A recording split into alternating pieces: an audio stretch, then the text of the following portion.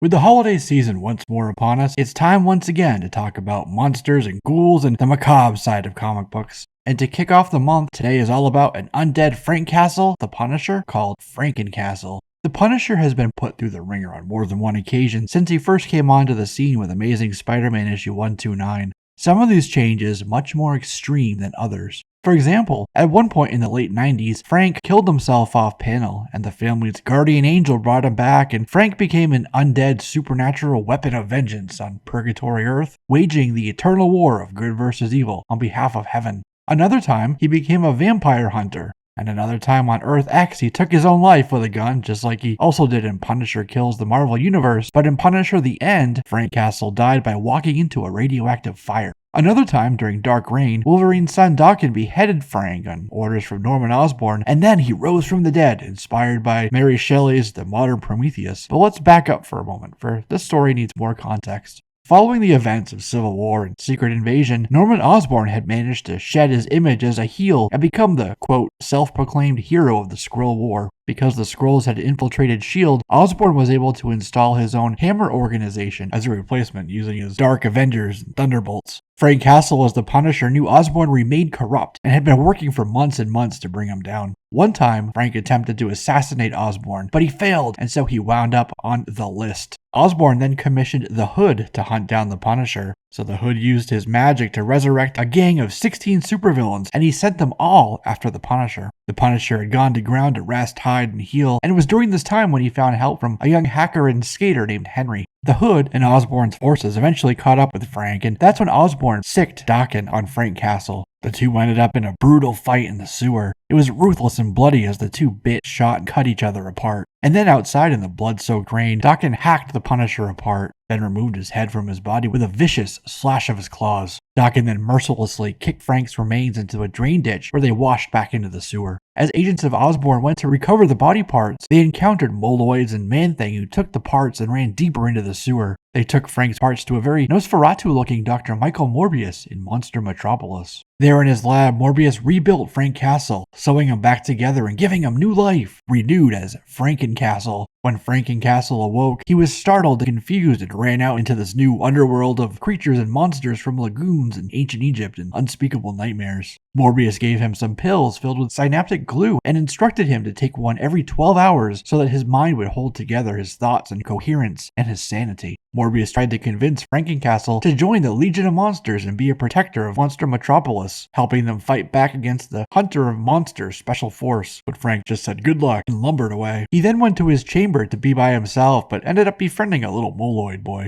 Franken-Castle almost lost his pills by dropping them into a drain, but Nkantu the Mummy came by with a refill. Morbius had also come into the possession of the ancient Bloodstone, an artifact from the bloodline of Elsa and Ulysses Bloodstone. A guy named Robert Hellsgaard had once befriended Ulysses Bloodstone and hunted monsters with him, so Hellsgaard and his Japanese army force led by Yamato Takahashi attacked Monster Metropolis to find and recover the Bloodstone. When they attacked, they shot the Moloid boy that Frank had befriended, and the boy died in Franken-Castle's arms. Castle retaliated by cutting up the Japanese hunters, cutting a bloody swath through their ranks for an entire hour. He caught up with Jack Russell and helped him out by ripping the cannon arm off of one guy who was about to shoot Jack, then shoved the gun cannon down the guy's throat, which broke all his teeth, and then tossed a grenade down the hatch and kicked the guy back into the cluster of the enemy. One of them managed to get his blade into Castle's neck and to shoot Man-Thing before Frank rose up with a massive quad-barrel weapon that he used to shoot the guy with rounds that destroyed him from the inside out. Frank pulled the katana out of his neck, then helped his new friend Man-Thing to his feet. Castle threw Man-Thing fastball special style right at Hellsgaard's escaping helicopter, but Hellsgaard got away with the Bloodstone and Morbius as his hostage. Later, this Man-Thing made of molten lava told them about the Bloodstone, about Morbius, and it convinced Franken-Castle and the Legion of Monsters to go after Hellsgaard. He said, "We can teach that SOB what a real monster is." After Henry gave them the rundown on Hellsgaard and Castle, the Mummy, and Werewolf by Night headed to Hellsgaard's lair in the Alps, a place as cold as the dish he was about to serve, Franken-Castle said. It turns out that Henry was Jigsaw's son, who was now motivated by all the abuse he'd gotten from his old man, and that's why he was helping Frank-Castle and along for the missions. Castle swooped in on a massive dragon that had a Gatling gun mounted on its back and strafed the parapets of the stronghold, the weapon on full auto. A lucky shot killed the dragon and Castle was knocked to the ground, where he had to fight his way through legions of undead Nazi soldiers that rose up from their icy tombs beneath the snow and ice. Castle hacked and chopped his way to the main gate and then let the undead Germans flow into the castle and overtake Yamato's garrison. Castle made his way to Hellsgard and the monsters fought. Hellsgard cut down Amphibian, then Franken-Castle took a buzzsaw to the chest and collapsed to the ground next to the tortured remains of Michael Morbius. Hellsgard threw Amphibian through a portal to Limbo and then pressed his attack on the severely wounded Franken-Castle. The fight was a brutal one that took them tumbling through the portal and into the wasteland of Limbo. Castle was losing badly. Beaten, chained, and bleeding, he lay on the ground while volcanic fire and ash rained down all around them in this hellish landscape. But then Amphibian showed up and ripped Hellsgard out of his mech suit and went to work on the ghastly, gaunt, mummy-esque body of Hellsgard. Morbius and Amphibian helped Frank back through the portal, but they left the skeletal Hellsgard behind while the ground sunk and was consumed by the eternal hellfires burning from below. Franken-Castle then showed up in summer 2010's Deadpool Team-Up issue 894. A widow named Miss Hawthorne had hired Deadpool to get revenge on Frank-Castle. The Yeti-ish, Hulk-like Zemnu led Deadpool to Monster Town, which is when Franken-Castle ran into Deadpool. Deadpool stole Castle's sanity pills from Morbius and took them all himself, which enraged Franken-Castle, who was already teetering on the edge of desperately needing a pill himself. Castle and Wade Wilson fought each other right then, blasting each other with flamethrowers and slicing with chainsaws. Deadpool took Castle down and pinned him to the floor with his swords while he shoved some pills down Castle's gullet, hoping to bring the reanimated murder machine back to some level of clarity. Franken-Castle was then able to help Deadpool see he had actually been duped by Miss Hawthorne. So they teamed up and went to her house, but were confronted by none other than Wolverine, so they took him down. And later, gravely wounded, the Legion of Monsters took Franken-Castle back to Monster City to be repaired and saved by the living mummy and the living vampire. With no other options left, Morbius put the Bloodstone gem inside of Franken-Castle near his heart, which would revive and heal him over time. A month later, and Castle was still on bed rest. One time, though, he did take his motorcycle to the cemetery to visit his family's gravesite. That's when Lady Gorgon's Shaolin scientist squad decided to attack him.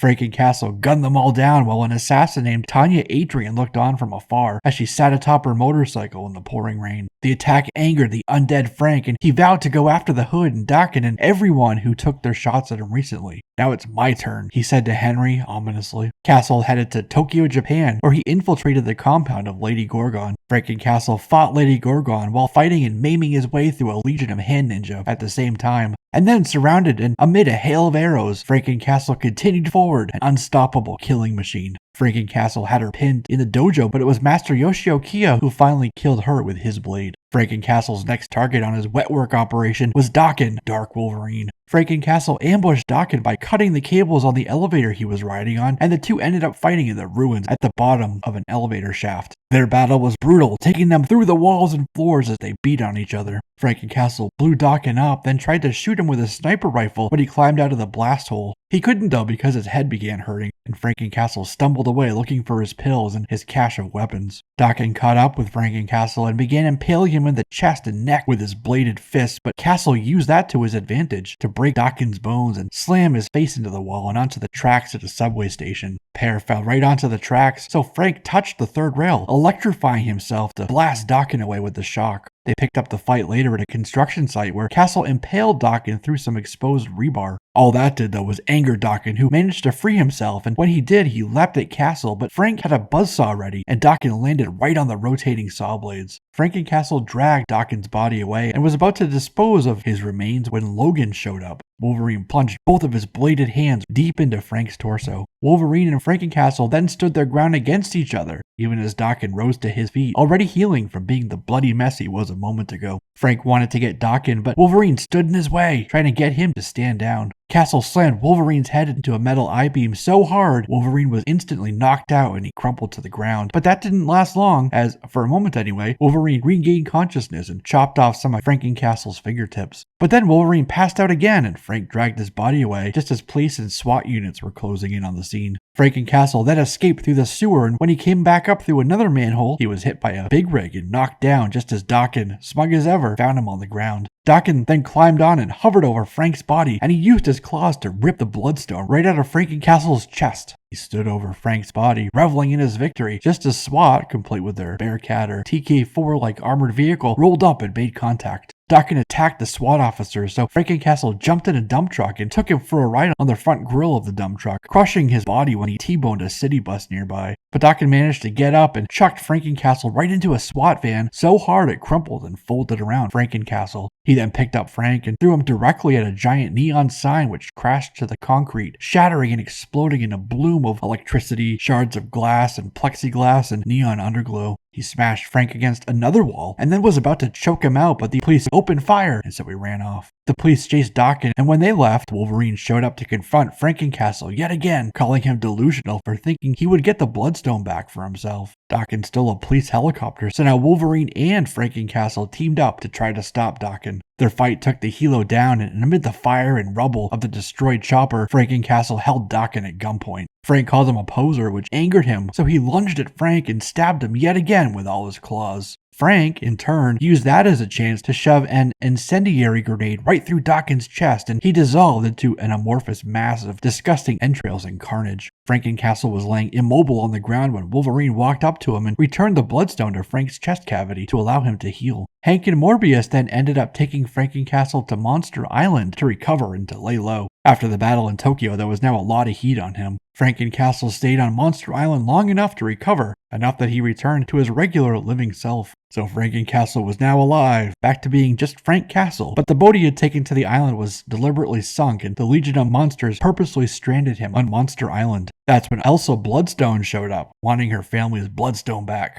Manphibian also went to Monster Island to help Frank, but the catch was he had to return the Bloodstone. In addition to Manphibian and Elsa, Michael Morbius also went to the island, which resulted in Punisher and Elsa fighting. Frank also fought with Mummy, Werewolf by Night, and Man-Thing at the same time. The living Mummy, though, ended up talking to him, and Frank then decided to rip the Bloodstone out of his own chest, and he handed it back to Elsa Bloodstone, then walked away, leaving the Legion of Monsters behind. And with that, we too walk away from this video, meaning that's a wrap on this one, my friends. I'm Jesse, this is JLS Comics, and I'll see you soon.